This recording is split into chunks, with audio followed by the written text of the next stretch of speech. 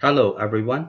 In this video, I'm going to show you how to set up your Databricks free account as well as run your first Python code within the cloud environment. Once you have opened your free account and your login page will be like this. This is your free edition's homepage. And before we can run any Python code, we need to create a computing environment. This is related to the cloud environment.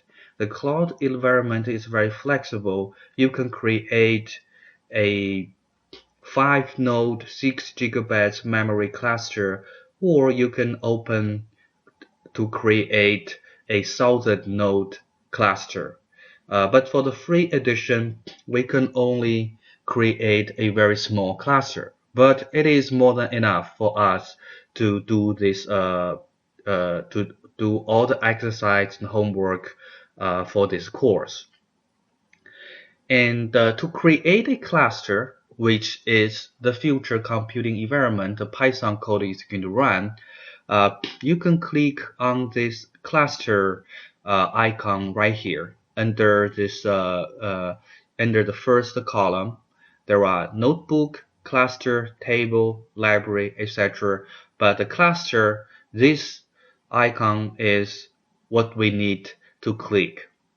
After you click that, you're going to see this new cluster creation page. Here, there are a few steps. First, we need to name the cluster we're actually trying to create. In this particular case, I use BUSA as the name of my cluster within my account. And then next, we need to choose what kind of cluster we would like to create. And we can just simply use the default one, Spark 1.6.2 Hadoop 1, and it will be more than enough for us to run our program. And you can notice that we're going to have 6 gigabytes of memory for this particular cluster. And in the future, if you are working for some company using the online environment, if you need a larger cluster, you can always get upgrade your account to a paid account where you will have the capability to request much larger computation environment. After we'll fill in the cluster name and keep the default, and then we can click on the create cluster button. Once you click that, it may take a little while, but it's usually less than 1 minute to prepare your cluster. And you can always actually click on this cluster icon on the left bar to see the status of your cluster, whether it's still pending or it is already created. Or some of the information that I'm going to show here is once you click the cluster icon on the left bar, it's actually going to show any of the clusters that you created here. So for example, I created a cluster called BUSA, and it took me around 20 seconds before the cluster to be running. So the status is running, which means it is ready for us to run any program on top of that. And you may actually see pending if you after you create, you immediately click the cluster icon here. It's probably still pending your request. But usually it takes less than 1 minute to create your cluster to be up ready for running. And this page shows the BUSA cluster, which has 6 gigabytes of memory. The type as well the status is running. Please note for the community edition, as it is a free account, any of the cluster, if it is idling for an hour, it is going to be automatically deactivated. So to keep your cluster running, you have to run something on top of that. for example, run a Python notebook on top of that within every hour. Then just want to let you know your cluster will be automatically deactivated if you keep it idle for an hour. But you can always reactivate again whenever you run your code. Okay, now the computation environment is up and running. The next step is basically to create a Python notebook. So you can actually first click on the data brick icon on the left bar, which will direct you to the home page. And then in the home page, under the new section, there is a notebook. This basically is going to create a new notebook. You click on that icon, then it will go show you a create notebook dialog. There are some information. First, the name of the notebook you would like to use. In this particular one, I just put in week 01 underscore exercise. In the language of the notebook, as well as which cluster you would like to run your notebook here, if you sometimes you have more than one clusters created. So we're going to use a Python notebook, and then we're going to run the Python notebook on top of the BUSA cluster that I just created, and it is already up and running. I'm going to keep those two boxes as a default, and then I click on the create. When I click on the create button, a notebook will be created for you, something like those. And this is become your working area for all your Python code. And here you see the name of this notebook is week 01 exercise. It is a Python notebook, and you can see this larger than sun is blinking right here with your cursor blinking within that box, which means it is the current active cell. We call this box here is a cell where you can enter Python code and comment, etc.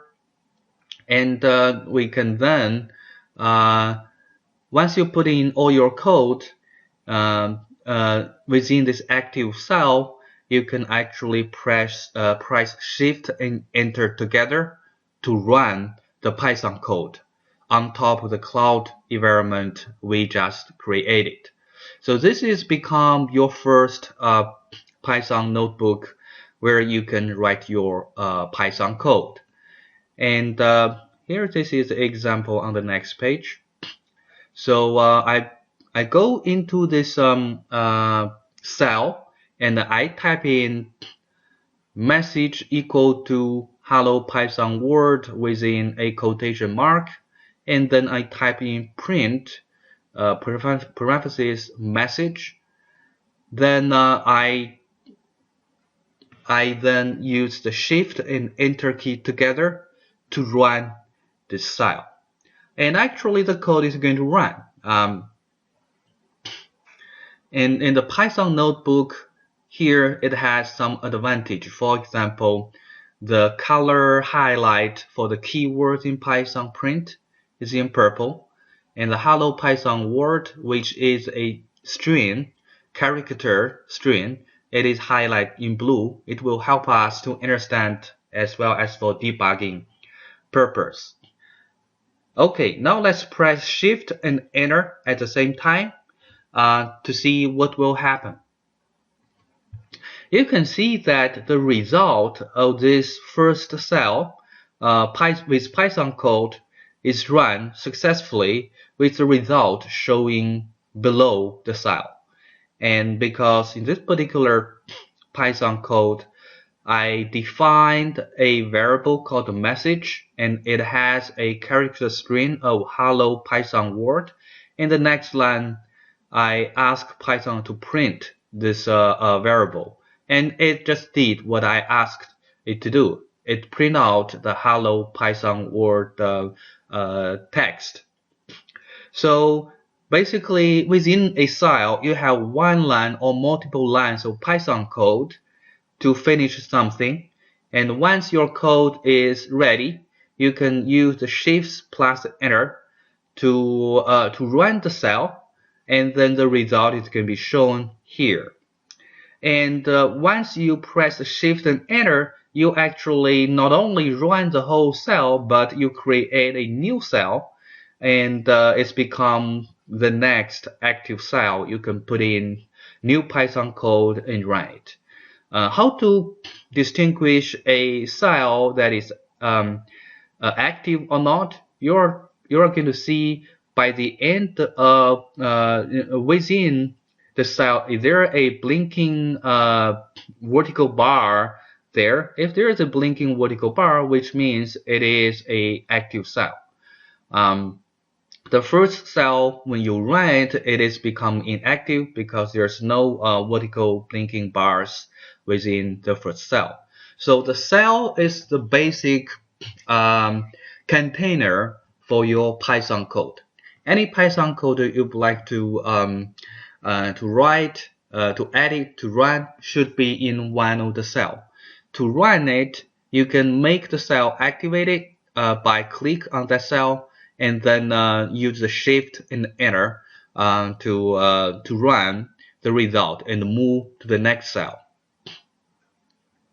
So I can actually go back to my cell here and add in another print message here, and then it's going to print something like hello Python word with yes at the end. So that's a simple Python message printing algorithm here. Use the plus to combine two character strings.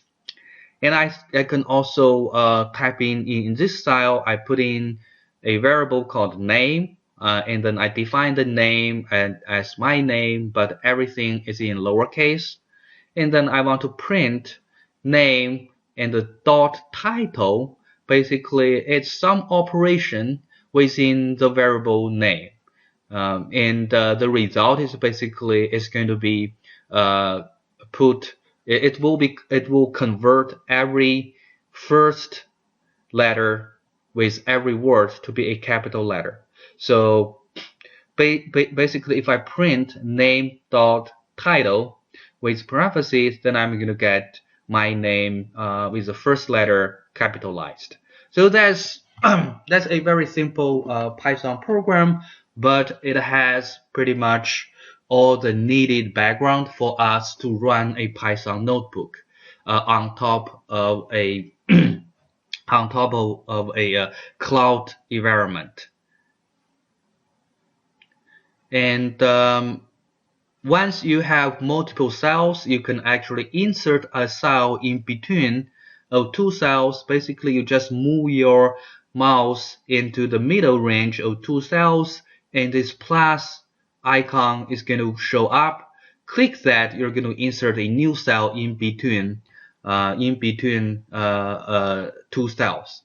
For the active cell, where you have this vertical blinking bar showing there, for every when the cell is active, you can actually get more options from this from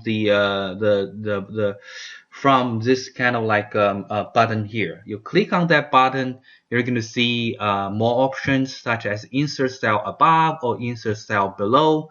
They're going to insert a empty cell above or below the current active cell for you to put in more Python code. The last piece of this video is basically, okay, I have my Python code as well, the result here. How can I actually export or publish my result? So you can do that by actually click on the File menu on top of the notebook, and there are a few different options. If you choose Export, it's going to convert whatever you see here into different file format. For example, you can save it into HTML file and try yourself to kind of create a notebook and try to export the notebook into a HTML file. Because for our homework and projects, you will be asked to export your Python notebook to a HTML file, and then you can submit that HTML file into the e-college. Either it is a homework assignment or project assignment. You will submit your code and result through a HTML file. You can also publish your Python notebook online.